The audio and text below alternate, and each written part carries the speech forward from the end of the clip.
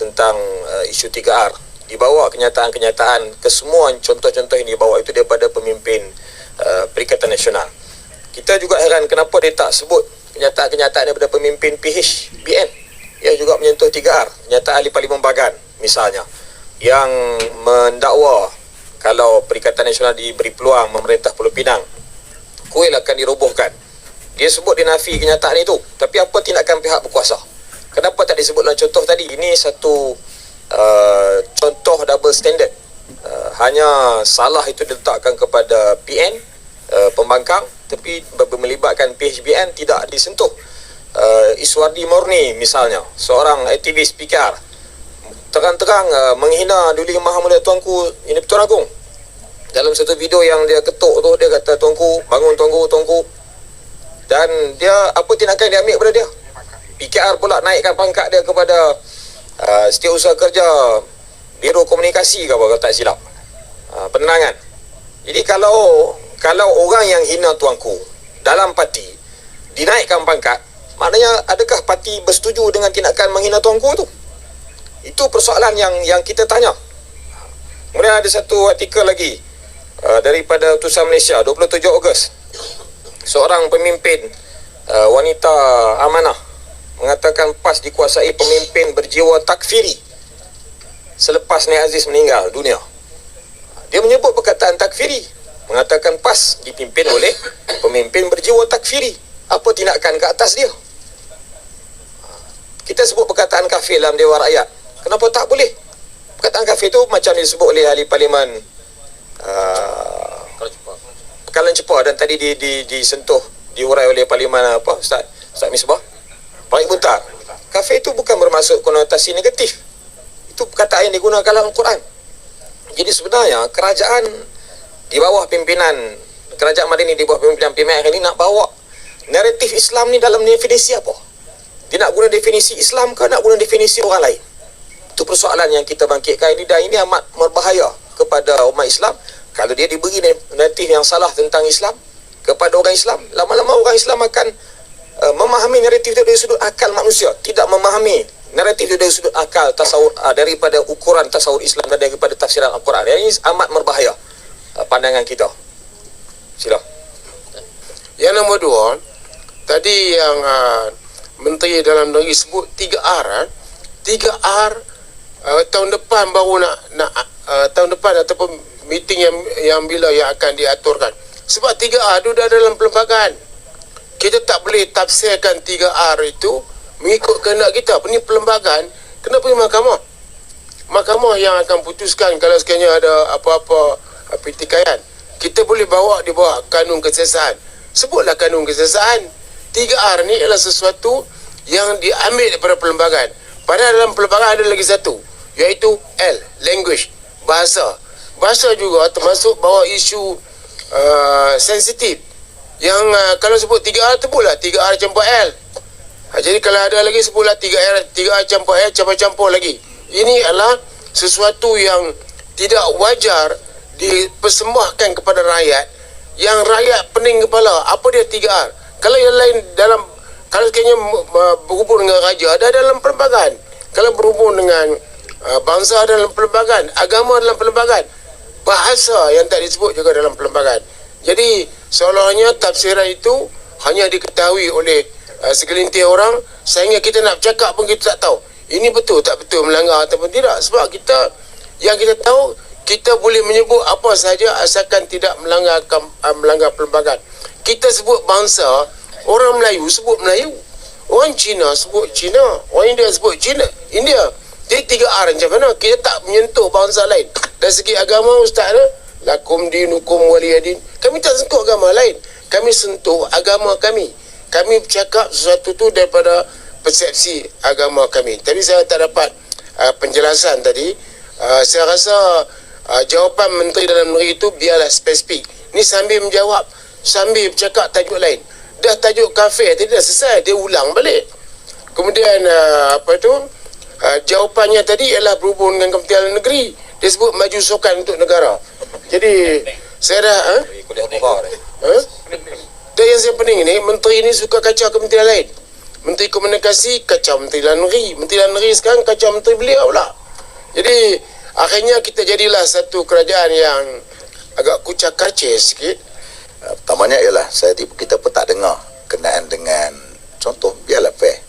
Jawab di parlimen ni biarlah satu perkara yang akan dijadikan sebagai satu bahan rojokan, terutama dalam soal 3R okey.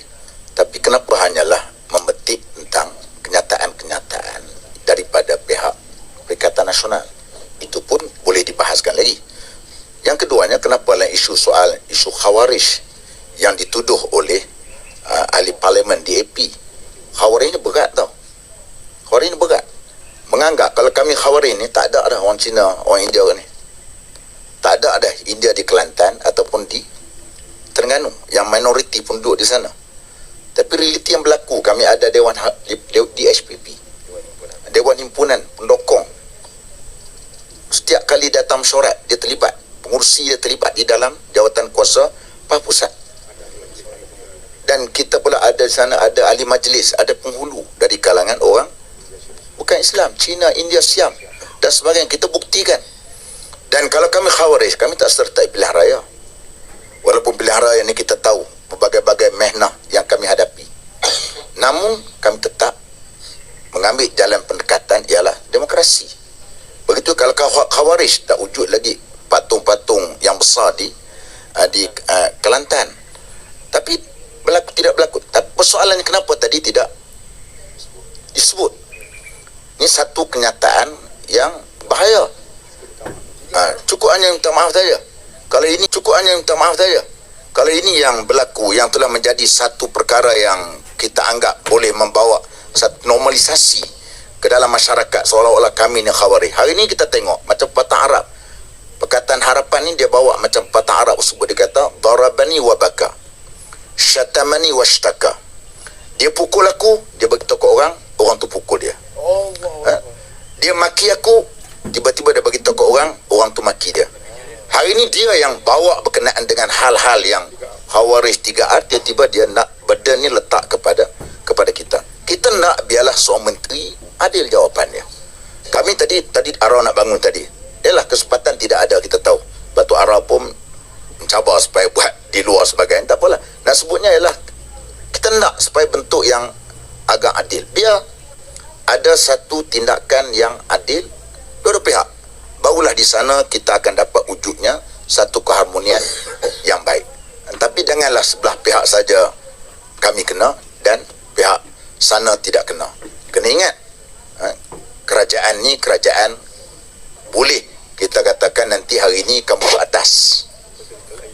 Wa tilkal ayyamu nudawiluha bainan nas. Hari ini kamu kerajaan. Macam dulu juga kami pernah jadi kerajaan, sekarang kami pembangkang. Besok juga kamu juga menjadi pembangkang, kami jadi kerajaan. Dan itu yang kita ingat. Kita perkara yang kita nak buat, waktu kita nak buat satu perkara ni, kita kena fikir ke depan. Kita kena fikir, jangan kita hanya fikirkan waktu kita ada kuasa, kita boleh buat apa saja yang kita nak buat. Terima kasih.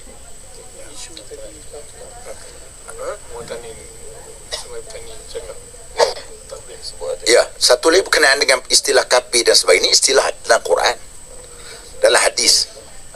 Cuma istilah ni orang bukan Islam ataupun dan sebut perkataan kafir, perkataan itu orang bukan Islam dan orang Islam. Tiba-tiba apabila kita tak boleh pula kita nak kata, nak sebut perkataan tak boleh, tak benar kan? Tak dibenarlah agama kita. Kerana kita ada keyakinan bahawasanya ini ajaran Islam yang ajar begitu. Ini Islam, ini bukan Islam. Tapi apa perkataan yang menyebabkan kononnya ini satu konotasi yang tidak baik, yang boleh mengancam sebagainya.